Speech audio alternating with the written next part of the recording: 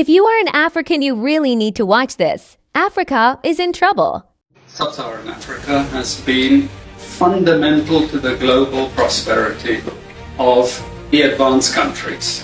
And Africa had a role to play. It has a role as a raw material producer. We will not allow Sub-Saharan Africa to escape that. Okay, we do everything to keep Sub-Saharan Africa where it is, also impoverished. It's absolutely vital for the prosperity of everyone else. So let's get clear about that. Okay, and this means all the economic structures, all the global institutions, and the economics we teach everyone is all designed to keep Africa exactly where it is. And whether it is Europe or US or now China, it's always the same. We need Africa to be impoverished because we need those raw materials and we need them dirt cheap. Okay, so that's the message. It doesn't mean to say that there's nothing Africans can do. Of course there is. This is what it's about. Because if Africa does do something different, I assure you living standards of all those in Europe and North America and Asia is going to fall. Okay? And that is a big price to pay. I assure you that the West is not going to allow that without a big fight. Okay? So the job of many Western academics is to convince Africans they have to keep doing what they're doing. Okay? And to show them it's your fault that you're poor. It's not our fault. It's your fault that you're poor. You know? So this is what we do in academic institutions. We know the basic forces that have caused this underdevelopment. We know it's colonization. We cannot afford to allow Africa to industrialize and start producing manufactures. Okay, so we will do everything to stop that. And I'm going to show you how we actually block that.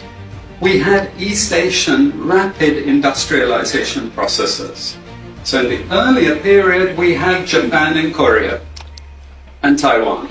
Okay, rapid growth, sucking in raw materials from Africa, driving up the prices. And after those countries finished industrialization, then Sub-Saharan African growth rate again fell. Sub-Saharan Africa is condemned to this role, just the supplier of raw materials, not a manufacturer. The currencies are collapsing of these countries, and many of them are Sub-Saharan African countries. After colonization ended, we needed new structures to keep these countries where they were. Okay? And the first of those is aid. Okay, we give them aid. Aid for what? Actually, we give them aid to keep repressive regimes in power. That's all. All the hypocrisy about transparency and democracy and bullshit like that, it's all bullshit. But it would go to country after country offering loans. And if the president did not accept the loan, they were killed. It's just economics. It's economic warfare. The rich declare war on the poor. It happens everywhere. It happens in a country. The rich control the government. Of course they do. You really believe you have democracy? Come on. You know, I mean, grow up. Who has all the subsidies and income support? US, Europe.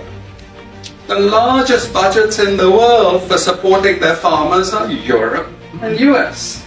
You see, we're keeping them dependent. We're keeping them on a string. This next round of the WTO is designed to block that. To block anyone else getting on top of the ladder.